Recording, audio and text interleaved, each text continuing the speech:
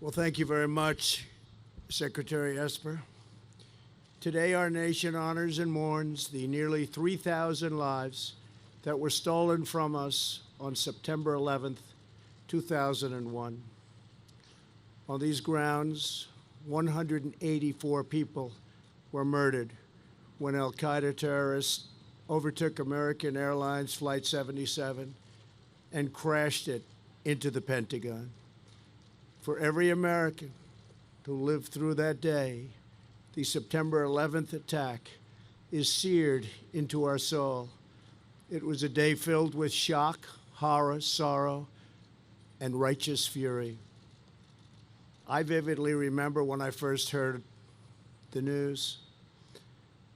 I was sitting at home watching a major business television show.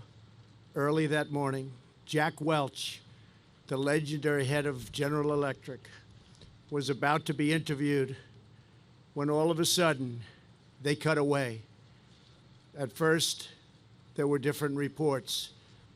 It was a boiler fire, but I knew that boilers aren't at the top of a building. It was a kitchen explosion in Windows on the World. Nobody really knew what happened. There was great confusion. I was looking out of a window from a building in Midtown Manhattan, directly at the World Trade Center, when I saw a second plane at a tremendous speed go into the second tower. It was then that I realized the world was going to change. I was no longer going to be, and it could never, ever be, that innocent place that I thought it was. Soon after, I went down to Ground Zero with men who worked for me to try to help in any little way that we could. We were not alone. So many others were scattered around, trying to do the same. They were all trying to help. But for the families who join us, this is your anniversary of personal and permanent loss.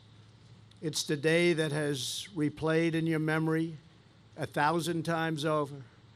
The last kiss, the last phone call, the last time hearing those precious words, "I love you."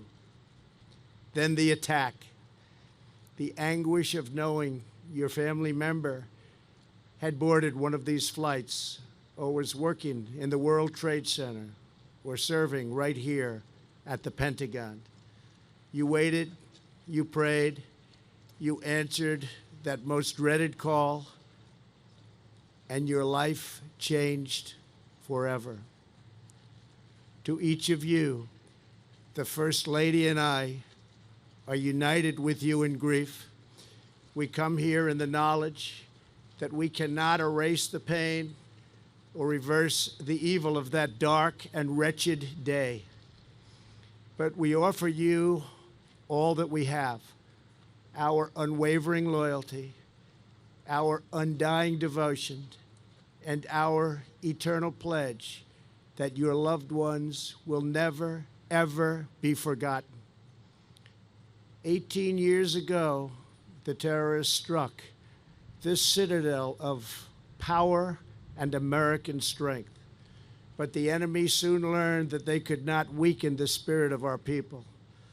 In times of distress, the heart of the American patriot only grows stronger and more determined. Even in the midst of the attack, the world witnessed the awesome power of American defiance. 40 passengers and crew on Flight 93 rose up, fought back, and thwarted the enemy's wicked plans. In their final moments, these American heroes thunderously declared that we alone decide our fate. We saw American perseverance in the valiant New York firefighters, police officers, first responders, military, and everyday citizens who raced into the crashing towers to rescue innocent people. One such American was retired Army Colonel Rick Rescorla, who gave his life on 9/11. Rick earned the Silver Star and the Purple Heart for his service in Vietnam. He later became the Vice President for Security at Morgan Stanley in the World Trade Center. On the day of the attack, Rick died while leading countless others to safety. His selfless actions saved approximately 2,700 lives. Today, I'm honored to announce that we will soon be awarding the late Rick Rescorla the Presidential Citizens Medal for his extraordinary sacrifice. Though Rick has left this earth, we will ensure that the memory of his deeds will never, ever be forgotten. His memory will forever endure. Thank you. Thank you, Rick. Thank you, Rick. Thank you, Rick. Here on the western side of the Pentagon, we saw brave men and women rush into the fire and race into the scorching flames to rescue their colleagues. When evil seeks to do us harm, the incredible men and women of the United States military answer with unyielding valor and unstoppable resolve. Navy Admiral David Thomas crawled through live wires and helped lift a wall of debris to save the life of a colleague. As Admiral Thomas remembers, it was the worst day of my life, but the heroism and selfless disregard I saw that horrible morning is forever burned in my heart. Admiral Thomas, America salutes you and every patriot who defied evil that day. Thank you very much, Admiral. Thank you. Thank you very much. Thank you very much. Army Ranger Chris Brayman repeatedly went back inside the burning building, rescuing one injured person after another. Before he entered, he said a prayer and asked God to give him strength, and then he dove into the suffocating smoke and fumes and flames. At the same time, Sheila Moody had just prayed that someone would find her. Then she heard Chris's voice. As Sheila says, God sent Chris as her guardian angel. To Sheila and Chris, America is strengthened by your goodness and your grace and your bravery. Thank you very much. Thank you. Thank you very much. To fulfill our unbreakable promise to every survivor and family of 9/11, earlier this year, we fully reauthorized the Victims' Compensation Fund to the tune of billions and billions of dollars. Since September 11th, nearly 6 million young men and women have joined the United States Armed Forces. They have crossed seas, climbed mountains, trekked through deserts, and rushed into enemy compounds to face down the threat of radical Islamic terrorism. Nearly 7,000 service members have laid down their lives to protect our home, our flag, and our American way of life. American freedom survives only because there are patriots willing to sacrifice everything in its defense. No tribute is sufficient to convey the infinite depth of our nation's gratitude. On this solemn day of remembrance, our thoughts also turn to the 200,000 valiant soldiers, sailors, airmen, Coast Guardsmen, and Marines who are now, at this very moment, stationed overseas. We do not seek conflict, but if anyone dares to strike our land, we will respond with the full measure of American power and the iron will of the American spirit, and that spirit is unbreakable. We had peace talks scheduled a few days ago. I called them off when I learned that they had killed a great American soldier from Puerto Rico and 11 other innocent people. They thought they would use this attack to show strength, but actually what they showed is unrelenting weakness. The last 4 days, we have hit our enemy harder than they have ever been hit before, and that will continue.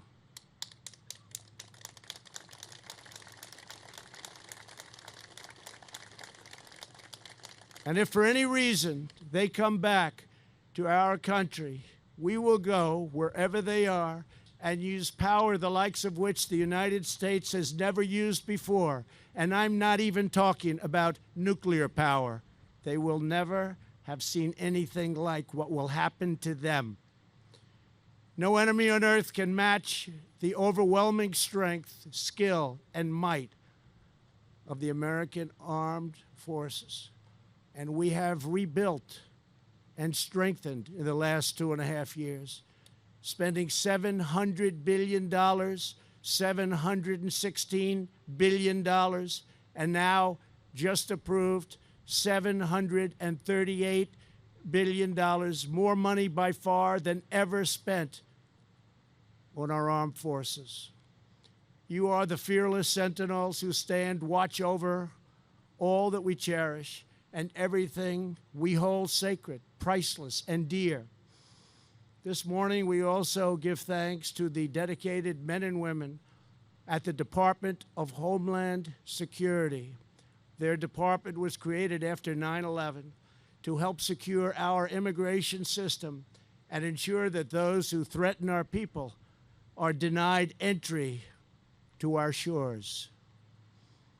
We're indebted to every law enforcement official, state, local, and federal, who devotes their life to keeping America safe. As we gather at this moment and at this incredible memorial, we are reminded that there is no greater testament to our fallen heroes than the presence of their families who knew and loved them so much. Among the family members here today is Stephanie Dunn.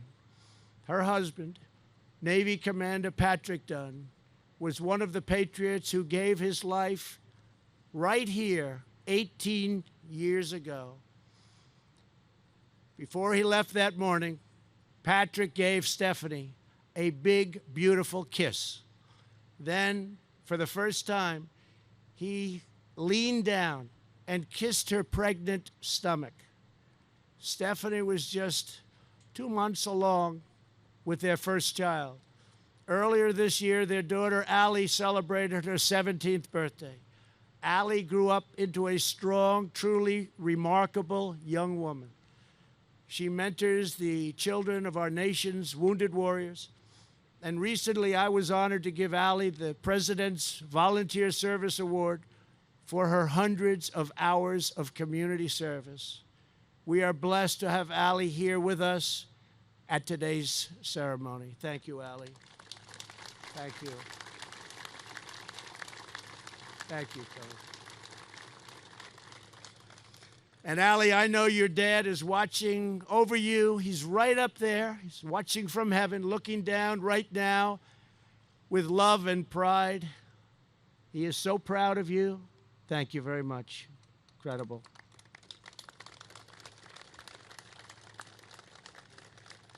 Also joining us is the Viggiano family. For generations, the Viggiano family has served in our military and in the New York City fire and police departments. These are two great departments. I grew up with them, I know. On September 11th, NYPD detective Joseph Viggiano rushed into the World Trade Center and died rescuing his fellow citizens. His brother John was a New York firefighter. He also gave his life that day at Ground Zero. At the time, Joseph's 3 sons were just young boys, ages 8, 6, and 3 months old. This morning, they are with us. The youngest, John, just started his freshman year of college at SUNY Maritime College, and he plans to join the military. Joseph Jr. is a Marine reservist, and just like his father, he is a proud member of the NYPD. And James is a corporal in the Marines. On his last deployment, James was stationed on the USS New York, a ship made using 24 tons of steel from the World Trade Center. Every time he left the mess hall on his way to his bunk, he passed a picture of his dad. To John, Joseph, and James, and to the Vigiano family, you have sacrificed beyond measure, and you will never, ever stop giving back to this country. And thank you very much for being here. Thank you very much. Thank you. Thank you. Very proud of you. Thank you. Thank you very much. The heroes present today remind us of an immortal truth. The future of our nation is secured through the vigilance of our people. The brave men and women who tore through the gates of hell to save the hurt and the wounded. The service members who honor the friends who perished by continuing their exceptional life of service. The moms and dads who endure the loss of their soulmates and fill their children's lives with all of the adoration in the world. The sons and daughters who suffered grave loss and yet through it all persevere to care for our neighbors, defend our homeland, and safeguard our nation. Each of your lives tells the story of courage and character, virtue and valor, resilience and resolve, loyalty and love. This morning, we make a sacred vow to carry on this noble legacy. Today and every day, we pledge to honor our history, to treasure our liberty, to uplift our communities, to live up to our values, to prove worthy of our heroes, and above all, stronger than ever, to never, ever forget. We are now and will forever be one American family, united by patriotism, bound by destiny, and sustained by the faith of Almighty God. Thank you. God bless you. God bless our military. And God bless the United States of America. Thank you all. Thank you very much.